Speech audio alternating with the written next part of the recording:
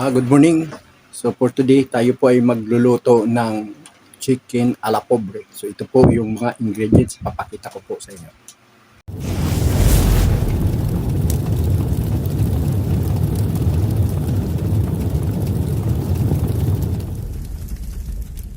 Kailangan ganyan lang po. Huwag sobrang, hindi, dapat sobrang hinog at hindi rin ilaw. So yan, kailangan ganyan lang.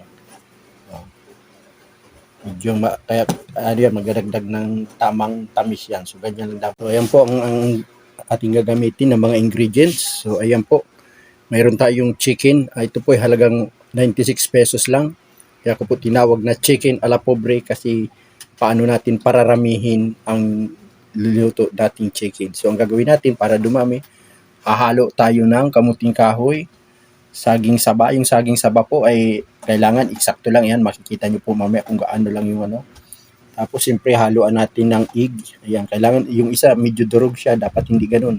Kaya inulit ko paglaga. So ganito dapat, medyo matigas siya. Yung isa ay malasado lang eh. Medyo malambot. So tapos mayroon tayong gata. Ayan kasi ginataang chicken yan. Tapos ito sibuyas, bawang. Mayroong North chicken, laurel, tapos pamintang buo at siyempre may paminta ring durog. So yun yung mga ingredients. Siyempre pala suka at dato puti, soy sauce. So yan yung mga ingredients. So siguro mamaya mag-add lang ako ng konting sugar para medyo mag-balance yung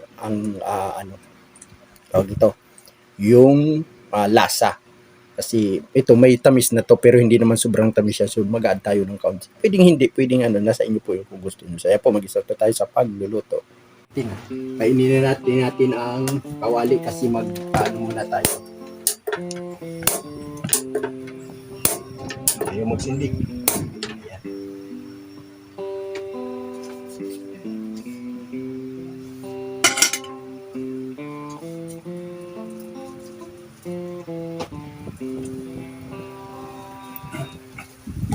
So yan at nagigisa muna tayo ng nagigisa tayo ng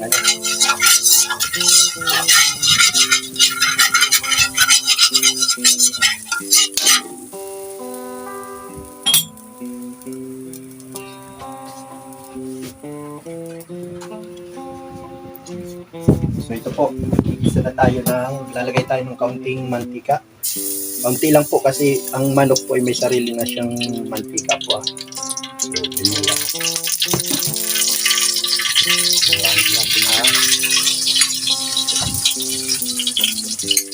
sibuyas.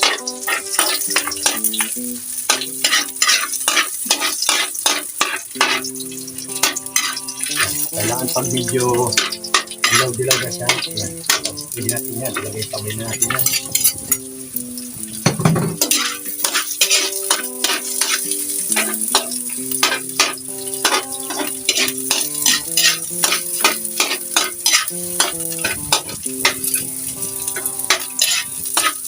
Medyo brown na siya, so pwede natin ilagay yung chicken. Ito po yung chicken, ayan.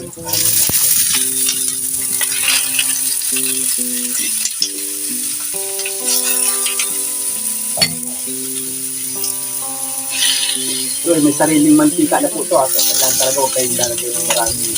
Kasi ayan, may mga taba. May sarili kang mantika. So, ang gagawin natin dito ay ilan lang natin. Ayan yung taba ng So ayan, so ipapry lang natin ng kaunti yan. Dahil natin na medyo magdilaw siya. Ito. Ayan, naglalabas yung mantika niya o sarili Kasi ang taba. Tutusin dapat paalisin kasi medyo makolesterol po yan pero sa mga high blood talagang medyo makolesterol siya. Kaya mabalik ka rin natin at biguan na siya. Yan, medyo nagdilaw na siya. Balik ka rin natin. Ayan.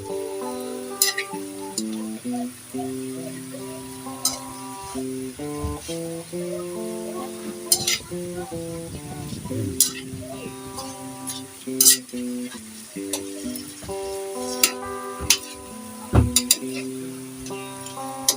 ano po siya. Medyo luto na siya. So, yun lang po kami ba. Kailangan na rin lang.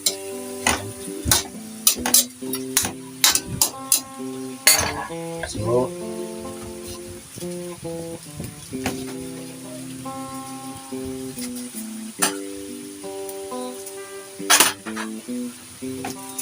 ayan po, add na natin yung chicken nor cubes.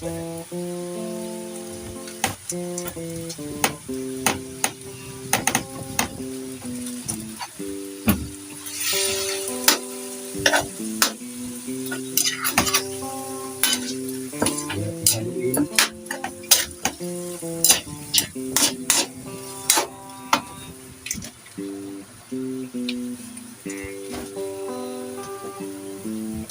Tapos po maglalagay tayo ng kaunting patis. So siguro mga 1 teaspoon lang na patis. Ayan, siguro ganyan lang po ang kailangan patis. Ang dagdag lasa.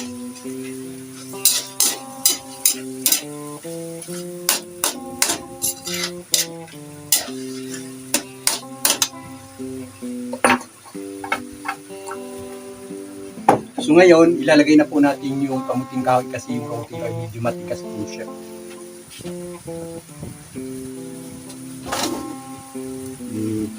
Halo na natin. So, para sabay siya sa pagano.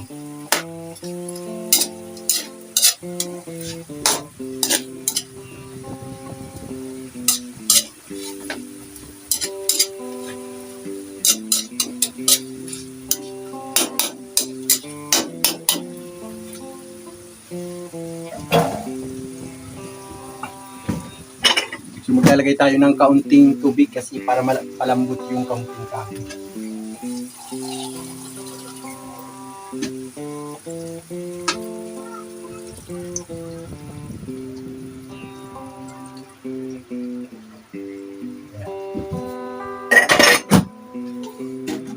So ayan, takpan lang po natin para lumambot yung kamuting kahoy.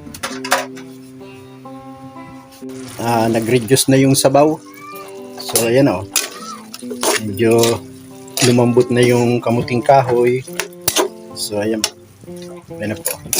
So next, ilalagay na natin yung suka at tuyo. At tayo ay maglalagay na ng soy sauce. Ayan po. Lagay na natin yung soy sauce. Ayan. Konti lang muna kasi baka maalat. Ayan, lakasan natin. Tapos suka.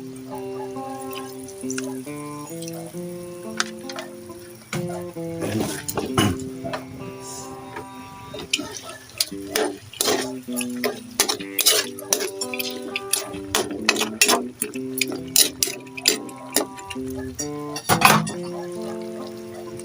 Ayan.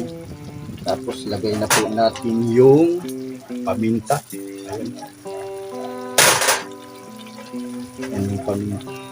Tapos lalagay laurel pala, laurel. Tapos ito yung paminta. Lalagay na rin natin. Ayan. So mimix lang natin. Pagsayin lang na po natin yun ng reduce dahil maglalagay pa ng gata. Ayan.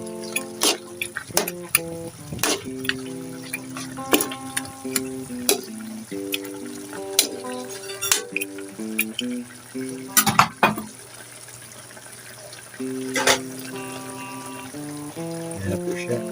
Tapos, lalagay na natin yung egg. Yung egg niya.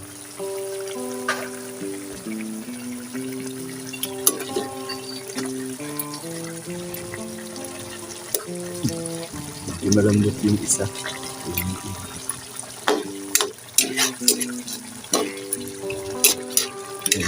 Reduce lang natin yung kaunti yung ano. Ayan. So titikim lang tayo.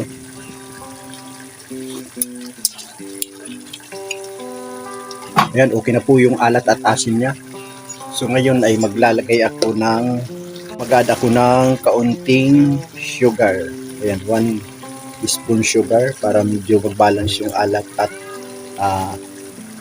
tamis. Ayan. Yung saging, medyo may ano na po yun, pero mas maganda na yung ayan. Medyo ina na lang natin yung apoy. Luto naman yung ayan. Ano na lang.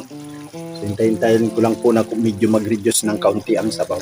Ayan po, at ayan, nag-reduce na yung sabaw. So, ilalagay na po natin yung purong gata po ito ha. Ayan o, purong gata. So, ilalagay na natin. Para medyo may kaunting sabaw. Ayan. So, ayan. Mix lang natin.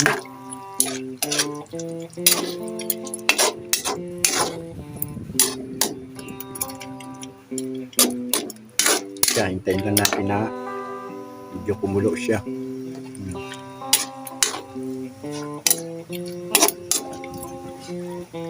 Ayan, medyo pa-reducein muna natin yung gata.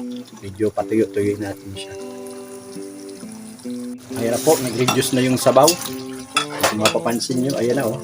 So ilalagay na po natin yung saging saba. Ito yung last na po na ipag-ihalo kasi ito naman ay ano na yan. So parang ano na lang talaga yan.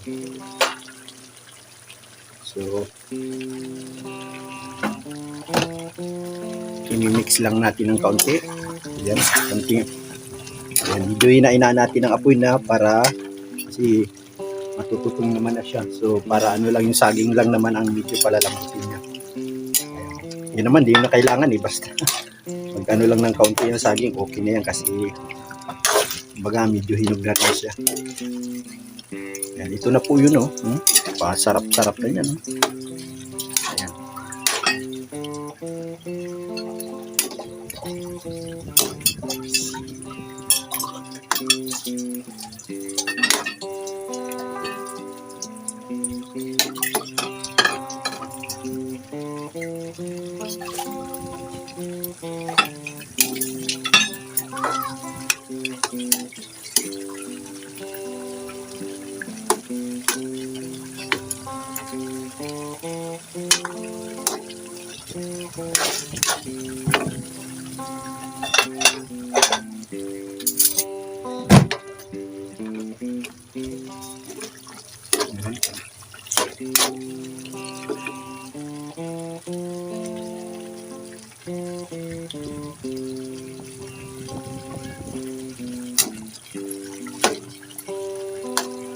Yan, so okay na po yan at ating hahaungin na po at tayo ay titikim na. So ayan na po yung finished product na aking nilutong chicken a la pobre. So ang chicken with gata at saging saba and kamuting kahoy. Ayan na po yung finished product at atin na pong titikman yan. Ayan, ito na po yung kabua finished product na ating niluto pong chicken a la pobre na may gata, may egg. Ayan, may egg siya. Tapos mayroon siyang saba at kamuting kahoy. Ayan po, ito na yung finished product. So titikman na po natin ha. Yung kamuting kahoy. Sarap. Tapos ito yung ayan, yung saba. Yung minix kong saba. Ang sarap. Tapos yung egg. Ayan. Yung egg niya. Ang sarap talagang mapaparami ang kain mo ng kanin. So yun lang po. Maraming salamat po. Pag-subscribe po at follow sa aking Binagrabante na bear. Maraming salamat po kung nagustuhan niyo po ang aking video. Pag-subscribe. Salamat po.